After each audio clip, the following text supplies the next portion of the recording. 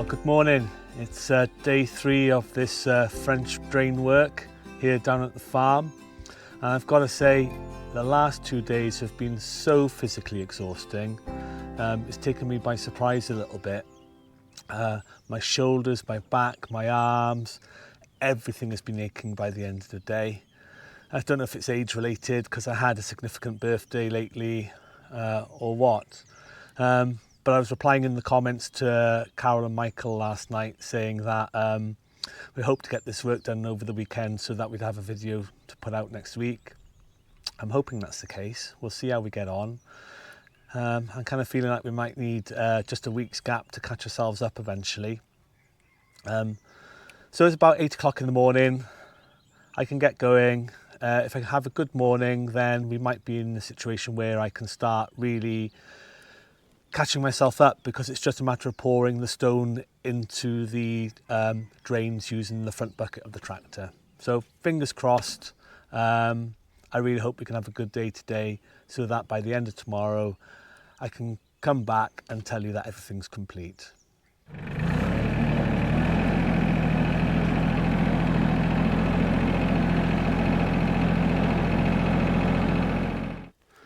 Now, I know I said that this is really hard physical work to do. Nevertheless, it's such a beautiful day and I love being out at this time in the morning, early morning. It's just a real treat and I don't think I'll ever tire of it. So here we go, first load going in for the day.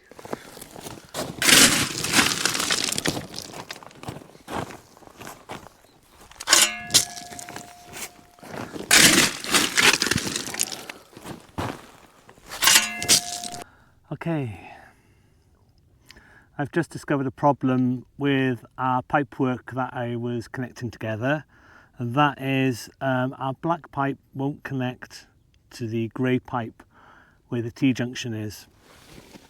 So I found a problem as I was just connecting the pipes, and that is the circumference of the perforated pipe is equal to that of this join on our T-junction where the 3 pipes meet. I've got a solution. I've got exactly 1 hour before the builders merchants just over the border in Spain closes. So I'm going to dash over there now, hopefully pick up the connector I need, and then I can still carry on with the work this afternoon. Here I go. Here it is. This is the part I dashed out for an hour ago. The people at the builders merchant said this will do the trick, so let's try and get it fitted and see what happens. I really hope you can see this. That first one goes on lovely. Right. Let's just present it up and see how it looks.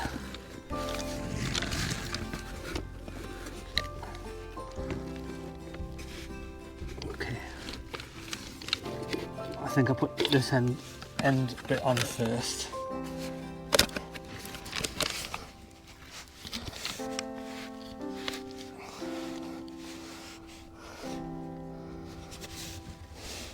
Okay, that's on. Now for this bit. Lovely.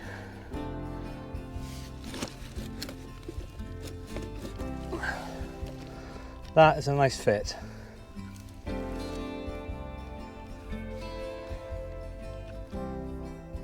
Took me a couple of seconds to do that. Fantastic. I want to conduct a little test of how the stone is going to fall out of the tractor bucket when it comes to pouring it into the ditch. I've got the 4-in-1 bucket here, which essentially means that it's able to split here where the jaws are, that you can also use to grapple logs and things like that. I just want to see how it falls out so then I know how to position the tractor over the ditch. And secondly, I want to know if it will close again once the stone started to pour. So if I've started to have a bit of a problem with where I'm aiming, I'm able to shut it up again. Or whether the weight of the stone starting to fall would just stop that pincer movement from happening. So I thought a couple of tries here on top of our stone pile. It doesn't matter if anything goes wrong then. I can learn any lessons I need to find and then go for it with a little bit more information when I finally get over to the ditches.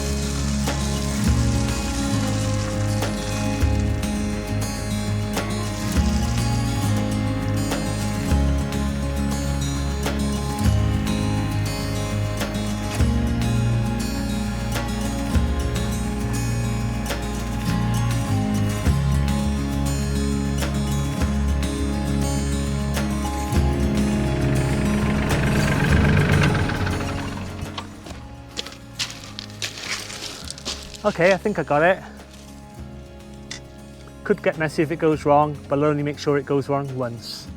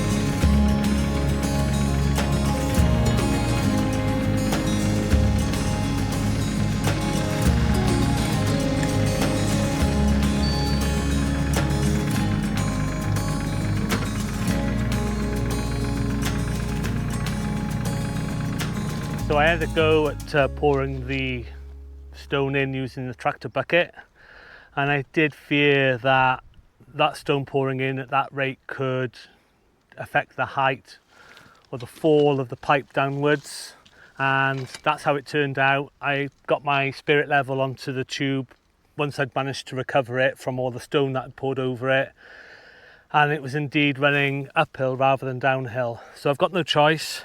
I've got to dig out the stone that I've just poured in, get my level back, and seemingly I'm going to have to do all the ditch filling by hand until the pipe is covered. And thereafter I'm sure I'm good to use the tractor bucket, but it's just to the vibration on the pipe and the way it's moving it around the bed and then tucking stone underneath it as the pipe bounces, it's just going to leave me with a bad finish. And I've got to make sure more than anything that this pipe runs downwards when the work is complete. So a bit of a shame, but it shouldn't take me more than a quarter of an hour to dig this stone out, and I can start again.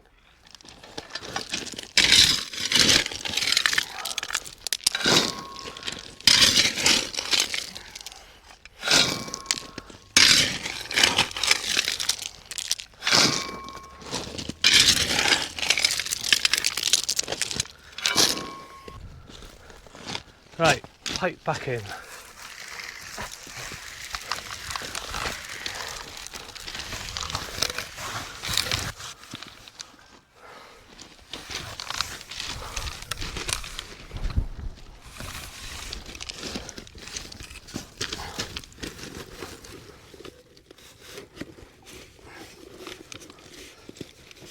So I dug up the stone, got it up on the bank next to me here on the right.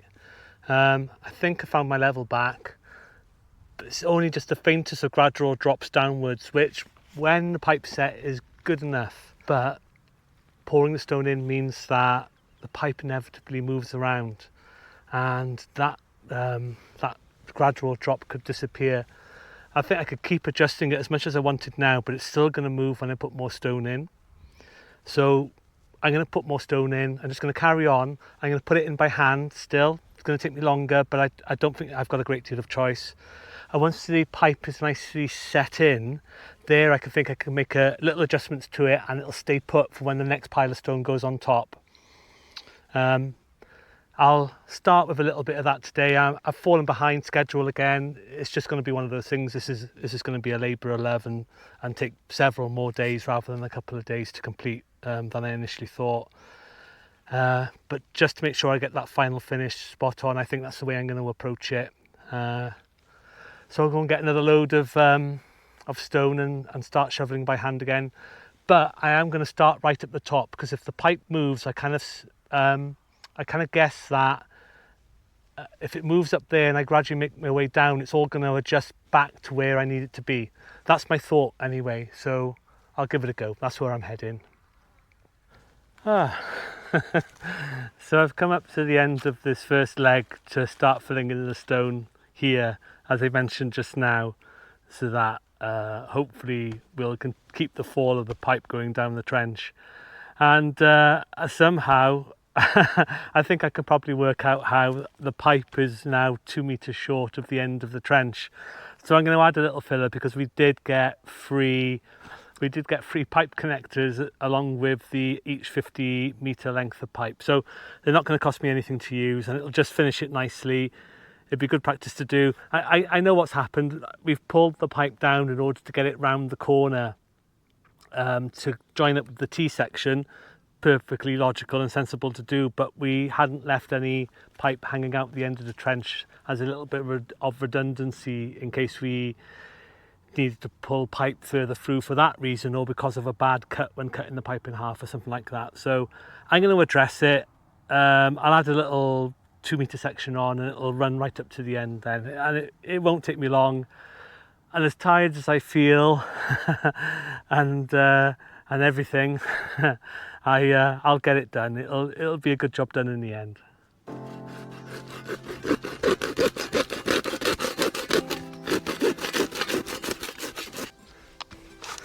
I like these pipe connectors. They're made for the job, and they go on really clean and lovely.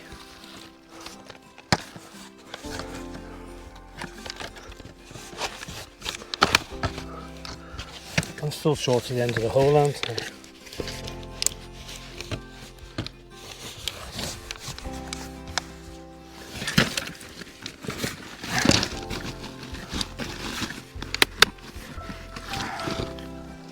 Oh, no, perfect. You wait till you see this. I've judged it spot on.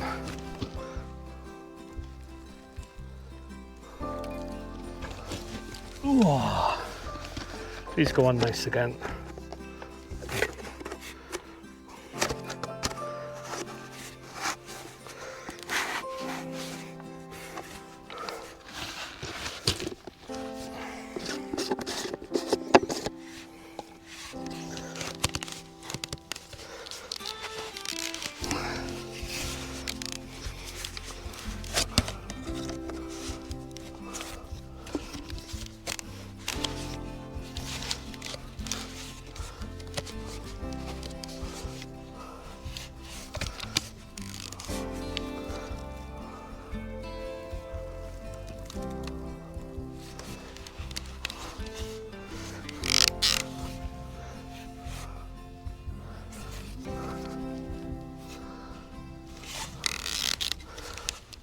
feels pretty sturdy, and it's going to get covered up in stone shortly.